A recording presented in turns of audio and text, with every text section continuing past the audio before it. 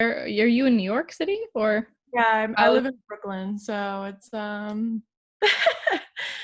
it's crazy. I live like around the corner from like one of the hotspot hospitals, like Wyckoff Hospital. So um it's like ambulances flying by all the time, and it's just a little nerve-wracking, but luckily we're okay. Just taking it day by day, seeing how this ends or whatever. yeah, definitely. Yeah. I couldn't even imagine being in New York City right now. Like, Yeah, it's kind of weird. It's not like New York City at all anymore. It's kind of just like this weird place. There's like no one out, just nothing to do. Luckily, I live with like two roommates, so we're all just like hanging out, trying to make the best of it. So, yeah, definitely. yeah. Are you working from home now? Yeah, How yeah. does that even work? Well, we have kind of trained for this, which is kind of funny. Mhm.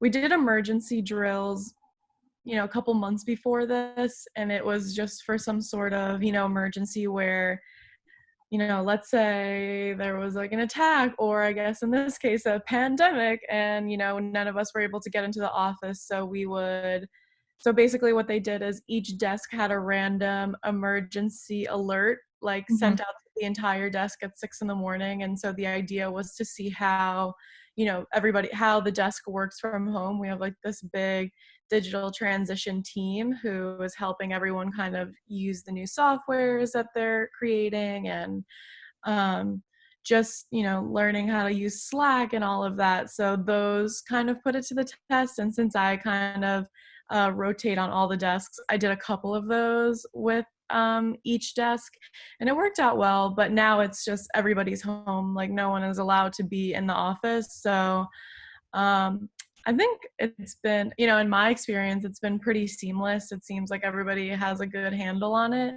But yeah, I don't know how it's going for the rest of everybody else. Photo seems to be doing fine. That's good. At least we're resilient. Right, exactly. Had to be. Yeah, definitely. How like you work for New York Times, right? Right. Yeah, so like as an editor, you guys give out assignments to the photographers. Yeah. How are you guys giving those out, and how do you decide what's important to cover, what's not, and kind of the safety regulations that go into that? Yeah, so I think it was on March 9th that basically our entire office got sent home. That's when we got like the work from home order from the higher ups. Hmm. Or then there was like a week that it was suggested, and I think a lot of people did end up going home just because they were not sure with like what the situation was going to be like. So we have like protocol now that's pretty fleshed out, but it was something that had to, come about organically and had to keep changing because the situation kept changing. So, since now we're at home, we can do our jobs at home, which is great, but it kind of creates this relationship where our entire job is now protecting our photographers and kind of redefining what is essential, what kind of photos do we need, does this even need a photo, is there a different route that we could take for a visual here. So it's been a lot of conversations like that. We have to just do our best to protect people, and um, so we kind of have like a system of how we can get people photographed and how we can protect the photographers. Now the photographers are receiving a hazard pay. So if you're going out into, somewhere where you would possibly be contaminated with the virus, you're getting an extra $200 tacked on to the day rate. So just as like a buffer. And, if anything ever happened to one of the, especially like the freelancers, I mean, the staffers have, health insurance and they have all that protection. But for freelancers who maybe don't have those resources, the protocol has kind of been hazard day rate. And that's kind of a buy desk thing. But in my opinion, if I'm asking someone to leave their house, I'm going to give them a hazard rate, because at this point it's kind of, anything can happen with this. Um, and basically, we set it up. If you contract the virus while on assignment for us, you have to self quarantine for 2 weeks, obviously, and you will be getting a day rate every single day that you're self quarantining to offset, any work that you're missing out on because you contracted it. So they're taking a lot of measures to protect people. And, when I'm sending people out, I'm it's kind of it's a slippery slope, because I think I work in the news desks. Maybe style and culture and food and travel have different ideas of what is essential. I'm sure they've had some pretty big budget shoots that have been canceled because of this, because it's not at this point very necessary. But when it comes to news, you know we want to try to get everything that's going on and just get the reality of the situation, because it is really scary. And it's also, we don't want to you know we don't want to have our photographers not working. So it's kind of like a balance of making sure everybody's working, but making sure that everybody is protecting themselves. So, when I'm sending people out, I'm asking them, please stay 6 feet away of any person. If you're taking a portrait of someone, it has to be outside, whether it's outside their house, outside their job, outside somewhere. And basically, the rule is that if you are going to have a shoot in an enclosed, confined area, our director of photography, Megan Lorem, has to know about it and sign off on it to make sure that the situation is going to be okay, and if it's necessary. So Mm-hmm. those are some of the things that we've been doing. We also have been sending PPE to all of the photographers. We have a running list of people who photograph for Metro all the time. A lot of frequent contributors on the national desk too, all around the country. So I think each desk has been able to send them packages of, gloves and the level 3 N95 masks, just so everybody has everything that they need. And, people aren't going out and, risking their lives for a photograph. At the end of the day is not, it's not more than their lives. Mm-hmm. Definitely. How do you are you guys are still working with freelancers, I'm assuming. So like how do you handle like them, like assigning them, and do they get the benefits that you guys were talking about? And like how does that work? Yeah, everything that had spoken about before, those are all the benefits, or all the things that we're doing for our freelancers. We have we have a lot of staffers, but at the end of the day, it's such a big, publication, that there's so much to be done, that it can't just be done by the staffers. So we do heavily rely on the freelancers. So those were all protocols that were put into place. And I always tell people, like, I want to ask people to work, because I know that it's a crazy time and people are missing so much work. But I always tell people, if you're not comfortable, if you are, someone who is at risk and you have to say no to this assignment, I wouldn't hold it against you. I would do the same thing. I wouldn't go out for an assignment right now. So just try to have like really open conversations, and making sure everybody is really understanding, and also just making sure everybody knows how they're covered. You're going to get a hazard pay. If anything happens to you, here's the supplies, and it's an ongoing conversation. I'm definitely talking to photographers a lot more during the process than I was before, just because I want to make sure everybody's okay. And I just want to make sure, are people getting too close to you? Are you uncomfortable? Do you have to leave? How is the situation? It's just, this sort of situation is so sensitive that I don't know. I personally feel like I have to like take care of, the people who are out there for us. So Mm-hmm. yeah. Do you find it like that you have more of a relationship with your photographers now, or is it like kind of harder because you're not meeting face to face, you're not talking about the assignments and the pictures in person, and you're kind of doing everything over the phone or over Zoom, or and has that made your relationship better because you are in constant communication because of technology, or is it kind of hindered because you can't see each other? face to face? Yeah, well, before this, I never really, photographers would rarely come in to file photos or to go over photos. They would just kind of file it to the system. And, if they ever wanted some feedback, of course, I would give it to them. But it's kind of a very quick exchange. But I think a lot of photographers have expressed to me and, to a lot of other photo editors that they just feel very like lucky, and they feel very happy that, we're taking the precautions that we need to take with them, and that, we care about their well-being. So, yeah, well, we never really like talked to people face to face unless they came in and like made a meeting to show work, from their portfolio or something like that. But that's a very rare thing. It was more just like email and talking on the phone. But now, since it's more not a hand-holding process, but it's more yeah, you just want to make sure people are okay. And I think they respect that a lot. And I think that they appreciate it because, they have to look out for themselves. And it's kind of nice to know that you have that extra support from our company. So, Yeah, definitely. And has the workflow changed now because you guys are at home? And is that challenging, or like how does yeah, that all flow? it's, well, my hours are all completely different now because we have, four live briefings that we've been working on. Um, for coronavirus updates. We have a business one, we have a New York one, we have international and domestic. So those are all just getting, those are channels where we're feeding in information to, its respected theme. And, my hours have been kind of thrown into whack.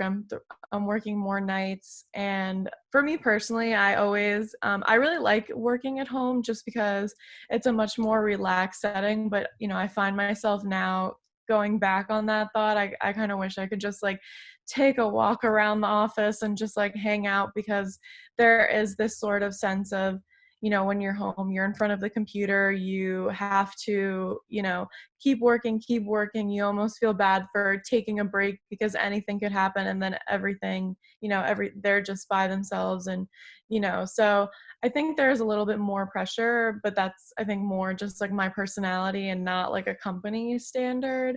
So it's kind of half and half. I like it and then I don't like it. Hmm. Yeah, I definitely agree. I feel like this all kind of happened so fast, especially in the city. What was like that, like having to just completely change the like how the newsroom reacted and functioned really? How did that? Yeah, luckily they were able to do it very gracefully and fluidly. Before this became a really big deal in the United States, I was actually on the science desk working for a couple of weeks. So I was working on a lot of stories that they were reporting, this happening in China, and the big ship of all these people, and them building this hospital in like a couple of days. So I was, that was in, February, January, February. That was January, February. And I was just kind of seeing the situation unfold, and I was like, Jesus, like I don't really know what's going to happen. Like I don't know how this is going to go over here. And at that point people weren't super concerned. But then it just kind of, it felt like something that just happened overnight, and everything just kind of switched. Luckily we have like a lot of great resources, so they kind of knew this is a big deal, people really care about this, people need to know. So that's when they started the coronavirus updates. And so like that's not really, sorry, that's not really something that, not just Metro is doing that Metro briefing. There's people from every part of the newsroom who are working on it. Sports has a huge hand in these now because There's sports no is horrible. sports. Yeah. So yeah, so that's like a huge thing. And everyone is just kind of like working together to get information. And Trump is doing his daily briefings and Cuomo's doing his daily briefings. So everybody is just kind of like working together to get all the information out. So I think it was pretty fluid. I think people were a little scared, and I think it was more personally scared because obviously everybody is based in New York, and, just the idea of, quarantine 2 weeks, shut down. At the beginning, it's like these words are so vague. What does that mean? Does that mean we can't leave our house? Does that mean we have to get, groceries for 2 weeks? Does that mean, I don't know. Nobody really understood what it meant. So I think there was a lot of um, anxiety around that. And those were a lot of the answers that they were, trying to ask and inform the reporting, what they were feeling or how it just kind of all unraveled. So Mm-hmm. it seemed pretty normal. Not normal, but it seemed like we were able to do it, and it didn't seem like there was a big, there wasn't like a big shift. And it seems like everyone is like in the photographic community and just around the world and everywhere, people are just coming together and really supporting each other and like sticking through. Do you think that when this is inevitably all over, whenever that happens, that people will continue that camaraderie and still be checking up on each other and talking to each other, or are we just going to go back to our old like American ways of Right. being not necessarily the nicest to each other? Yeah, I don't know. I think our industry and our community is very different than a lot of different models. I talk about it with people who are not in the industry, and I listen and I hear about their industries, and I'm like, yeah, ours is just super tight knit. And it was so cool to see, Authority Collective and Diversify and all these different organizations kind of coming together and doing print sales and doing, grants, trying to help photographers out and, in this time. And I don't know, I think that's something that is very normal for our industry. I think people know that um, media, especially now, is, kind of a vulnerable thing, and people are kind of abused in a lot of ways, especially just by like the general public. So I think that kind of brings people together, and these people are out there doing the same things. I mean, coronavirus isn't exactly a visual, Mm-hmm. topic. There's about 3 different pictures that you can make. So all these people are out there every day, and they're using each other, for support systems. I mean, I know that I have so many friends who are in this industry that, we have group chats, we're doing Zoom calls, just like checking in on people to make sure that everybody is okay and they're, feeling okay. So I think that's something that's very, very, very specific to our industry. And I hope it continues. I mean, I hope that this kind of shines a light and is like, when we need to come together, we really do that. And it was definitely really nice to see. Yeah, definitely. And you spoke about like there's the same three pictures that people are getting. Have you seen the style of photography change because of the precautions that your photographers need to take? Yeah, I mean, yeah, definitely. I mean, so when I'm working on these live briefings, I'm working on the domestic and international and metro one all on different days, but sometimes they overlap.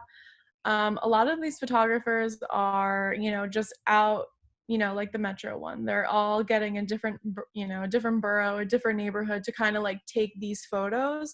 And it's kind of, you know, street that nobody, that's completely empty, and maybe one person walking by, people wearing masks, ambulances. And once I'm putting these edits together in the briefings, I always just say to myself, I just miss, the intimate feeling of someone being close to someone. They have their Zoom lenses and everybody is doing the best that they can, but I definitely miss that in photos, and everything feels very far away. But like I said before, at the end of the day, an intimate photo is not, more valuable than this photographer's life. So I think each photographer is implementing their own personal style into, the types of photos that they can get for this. Mhm. I know like a lot, more straight newsy photographers are getting the ambulances, getting the action, getting the hard news. Kind of send out, a more fine art documentary photographer. They're taking like really beautiful photos of the littered gloves and masks all over the ground. And so it's been cool to see how each photographer has implemented their own style into this very non-visual topic. Mhm. And like and like I said, at the end of the day, it's just, we need to show people what's going on, but we also can't compromise people. So it's just a balancing act every day of making sure that we're getting our photos and we're, getting photos into the briefings, getting photos into the paper, but, no one needs to get sick over that. Yeah, definitely. Sounds like it's real difficult down there, but you're making it work. Yeah, I mean, it's all we can do is just, I think a lot of other photo editors, since I'm doing these briefings, I'm not really, thinking of like larger enterprise stories, but I think there's a lot of really interesting stories that editors are able to do, on their desks that are going to be rolling out in a couple of weeks. So I think that will kind of balance out this intimacy that we're missing in the daily coverage. So it'll be really cool. No Well, thank you for taking the time to talk to me. I appreciate it. problem. I hope it was helpful. Yeah, definitely was. Definitely was. Awesome. All right. Well, take care. Thanks, you too.